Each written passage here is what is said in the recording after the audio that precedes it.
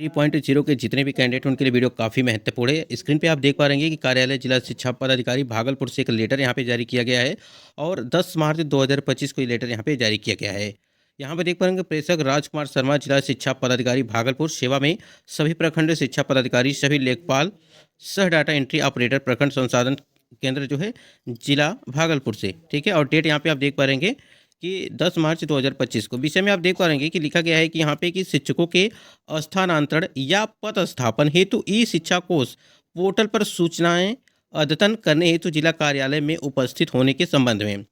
यानी कि यहाँ पे अगर बात करें जो यहाँ पे ट्रांसफर को लेकर के बात की जा रही है तथा यहाँ पे पदस्थापन हेतु ई शिक्षा कोष पोर्टल पर, जैसा कि आपको पता है कि इस शिक्षा कोष के जो पोर्टल होता है यहाँ पे सारी जानकारी आपको वहाँ पे मिलती है। यानी कि जो भी सॉफ्टवेयर के माध्यम से आपका यहाँ पे अगर बात करें स्थानांतरण हो गया, विद्यालय यहाँ पे पदस्थापन हो गया, ये सभी जो चीज़ें हैं आपको वहाँ पे दी जाती हैं। तो इसी को लेकर यहाँ पे बात की गई है। देखिए यहाँ पे अपर मुख्य सचिव शिक्षा विभाग बिहार पटना के पत्रांक संख्या 18 ठीक है, दिनांक जो है यहाँ पे 10 मार्च 2025 उपयुक्त विषयक प्रासंगिक पत्र के आलोक में अंकित करना है कि शिक्षकों के स्थानांतरण पदस्थापन हेतु शिक्षकों की कोटि यथा नियमित शिक्षक, विद्यालय अध्यापक, नियोजित शिक्षक, विशिष्ट शिक्षक सहित के अनुसार उपलब्धता एवं आवश्यकता संबंधी जो है सूचना यहाँ पे सूचना की जो विवरणी है इस शिक्षा कोष पोर्टल पर अद्यतन करने हेतु दिनांक दिया गया है 11 मार्च 2025 को अपने लैपटॉप एवं विद्यालय से।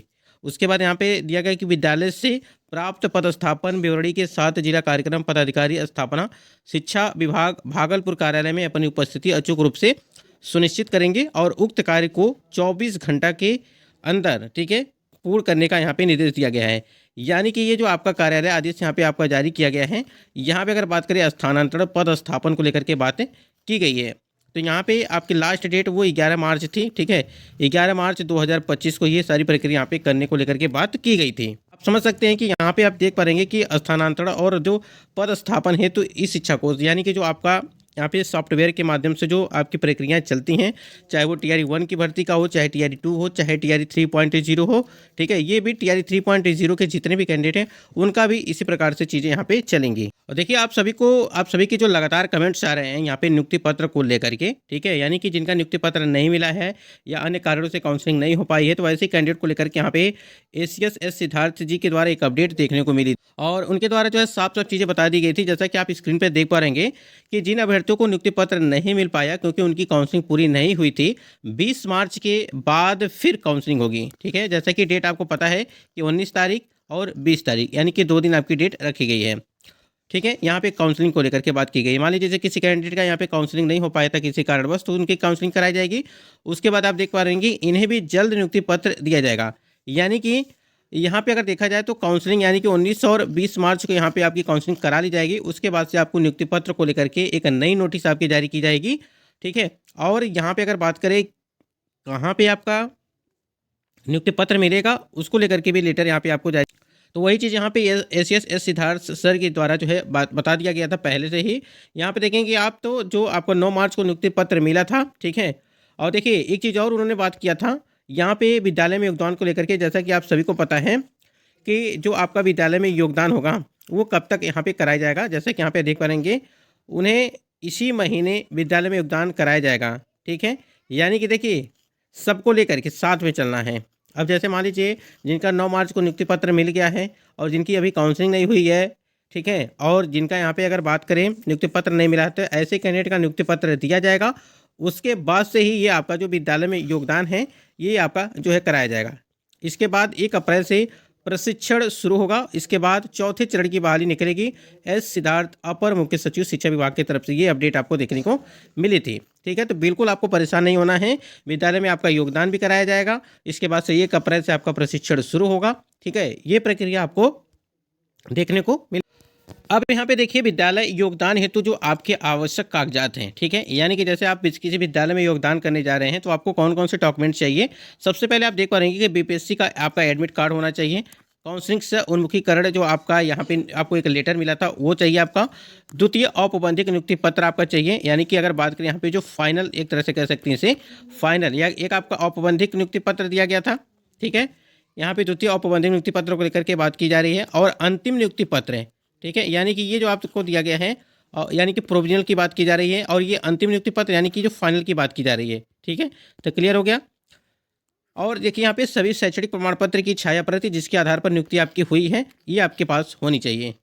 शैक्षणिक प्रमाण पत्र की छाया प्रति, पात्रता परीक्षा जैसे आपका हो गया, यहाँ पे बात करें सीटेट हो गया, एसटेट हो गया, बीटेट हो गया। ठीक है, ये आपकी उत्तीर्णता प्रमाण पत्र की छाया प्रति, और यहाँ पे फोटो आपके लगभग 3 से 4 अपनी सुविधा अनुसार आप जितना मन करे उतना आप अपने पास रख सकते हैं। उसके बाद आप यहाँ पे देखेंगे आधार कार्ड की छाया प्रति। यहाँ पे देखेंगे आप तो पूर्व से नियोजित शिक्षक हैं तो सक्षम प्राधिकार से निर्गत अनापत्ति प्रमाण पत्र, और इसके बाद यहाँ पे देखेंगे संबंधित विद्यालय से विरमण पत्र, और यहाँ पे देखेंगे विद्यालय प्रधान से बकाया आरोप आदि लंबित नहीं रहने संबंधी प्रमाण पत्र है। तो जो कैंडिडेट पहले से शिक्षक है, नियोजित शिक्षक हैं या जो भी चीज़ें हैं उनके लिए यहाँ पे निर्देश ये दिया गया है। उपरोक्त सभी कागजात 3 प्रति स्व अभिप्रमाणित, ठीक है, स्व अभिप्रमाणित अलग अलग फाइल में होंगी। ठीक है, ये यहाँ पे बात की गई है, यानी कि 3 फाइल यहाँ पे आपकी होंगी। तो ये चीज़ें आप थोड़ा सा देख लीजिएगा। बाकी यहाँ पे देखिए कोई दिक्कत नहीं होगा। ठीक है, अगर कोई प्रॉब्लम है तो आप जो है कमेंट सेक्शन में कमेंट करिएगा इसके लिए। यानी कि अगर आपका विद्यालय में आप योगदान करने जा रहे हैं तो आपकी डॉक्यूमेंट यही सारी चीज़ें यहाँ पे लगने वाली हैं, तो आप लोग रेडी करके रखिएगा। देखिए यहाँ पे ट्रेनिंग की तुरंत बाद स्कूल टैगिंग होगी। देखिए टैगिंग आपका जो है इस बार पहले कराने की उम्मीद है। ठीक है, जिस प्रकार से आपने देखा कि यहाँ पे एक शेखपुरा से जो यहाँ पे टैगिंग स्कूल टैगिंग को लेकर के यहाँ पे आपका एक पीडीएफ फाइल जो है वायरल हो रहा था, और वो ऑफिशियल साइट पर भी देखने को मिला था, यानी कि शेखपुरा वाले। तो वो देखिए उसी प्रकार से आपका स्कूल टैगिंग किया जाएगा। ठीक है, ट्रेनिंग के दौरान ही स्कूल यहाँ पे आपकी टैगिंग की जाएगी। उसके बाद अगर बात करें यहाँ पे फाइनल जो स्कूल अलॉटमेंट जिले में होगा, यानी कि जैसे मान लीजिए कि आप किसी स्कूल में टैग किए गए हैं, विद्यालय में किसी जिले में स्कूल टैग किए गए हैं, तो देखिए जो आपको टैग किया जाएगा वही विद्यालय आपको परमानेंट नहीं रहेगा, उससे अलग होगा, यानी कि आपको दूसरा जो है यहाँ पे दिया जाएगा। तो यहाँ पे जो फाइनल स्कूल अलॉटमेंट होगा आपका वो आपका अलग होगा, यानी कि स्कूल टैगिंग अलग और उसके बाद जो फाइनल अलॉटमेंट होगा वो अलग होगा। तो इस बात को थोड़ा सा आप लोग ध्यान रखें। देखिए यहाँ पे हमने पहले भी आपसे बात किया था कि पहली पोस्टिंग ग्रामीण या शहरी क्षेत्र है। ठीक है, सभी को अच्छा लगता है कि शहरी क्षेत्र में जो है पोस्टिंग मिले, यहाँ पे पोस्टिंग किया जाए, यानी कि उनको जो भेजा जाए कैंडिडेट को। लेकिन जिस प्रकार से वहाँ पे मतलब कि अध्यापकों की संख्या को देखते हुए कहीं ना कहीं आपको जो है भेजा जाएगा, तो ये कहीं ना कहीं शिक्षा विभाग का काम है, तो इसमें कहना जो है मुश्किल होगा। तो हमने एक चीज़ आपको पहले भी वीडियो के माध्यम से बताया था कि बहुत सारे ऐसे कैंडिडेट होते हैं जो उनको जो है जो विद्यालय टैग किया जाता है उसी को लेकर के वो जो है सोचते हैं कि यहाँ पे स्कूल का जो टैगिंग हो जाता है उसी में जो है लेन देन करके कुछ पैसे का वो सोचते हैं कि यहीं भी हम जो है रह जाएंगे। लेकिन आपसे बता दें कि आपको ये प्रक्रिया जो है ये मतलब कि नहीं होता है, मतलब कि इस प्रकार से चीज़ें आपको TRE 1 और TRE 2.0 की भर्ती में देखने को नहीं मिला था, और देखिए TRE 3.0 की भर्ती में बिल्कुल नहीं देखने को मिलेगा। ठीक है, क्योंकि आपको पता है कि सभी कुछ जो है सॉफ्टवेयर के माध्यम से, ठीक है, इस शिक्षा कोष पोर्टल पर जो ये सारी चीज़ें आपकी देखने को मिलेंगी, तो सब कुछ ऑनलाइन के माध्यम से हैं, तो यहाँ पे जो है फर्जीवाड़ा देखने को नहीं मिलेगा। तो इसलिए आपका टैगिंग अलग वाला होगा, स्कूल होगा, और यहाँ पे अगर बात करें जो यहाँ पे फाइनल जो स्कूल अलॉट होगा वो अलग होगा। और जो ग्रामीण या शहरी क्षेत्र की हमने बात किया था कि पहली पोस्टिंग, देखिए जहाँ पर आपके टीचर्स रहेंगे उसी आधार पे आपको जो है भेजा जाएगा। अब मान लीजिए किसी विद्यालय में है, शहरी क्षेत्र है, तो वहाँ पे जब टीचर अधिक मतलब कि ज़रूरत जितना है उतना रहेंगे तो आपको नहीं भेजा जाएगा। जहाँ पर भी खाली रहेगा वहीं पे आपको जो है भेजा जाएगा, चाहे वो ग्रामीण क्षेत्र हो या शहरी क्षेत्र हो। लेकिन सबसे ज़्यादा वरीयता अगर देखा जाए तो शहरी क्षेत्र को पहले यहाँ पे प्रेफरेंस में रखा जाएगा, बाकी जो भी और यहाँ पे कैंडिडेट बचेंगे तो ग्रामीण क्षेत्र में यहाँ पे रखा जाएगा। और 1 अप्रैल से जो नया सत्र होगा प्रशिक्षण यहाँ को लेकर के बात की गई थी, और ट्रेनिंग एक साथ, देखिए एक ट्रेनिंग आपकी तो एक साथ होगी, चाहे भले ही आपको जो है 1 अप्रैल से यहाँ पे नया सत्र स्टार्ट हो रहा है, चाहे वो 10 अप्रैल हो जाए, 15 अप्रैल हो जाए, लेकिन आपका जो है जिनका भी होगा ट्रेनिंग आपका एक साथ ही यहाँ पे कराया जाएगा।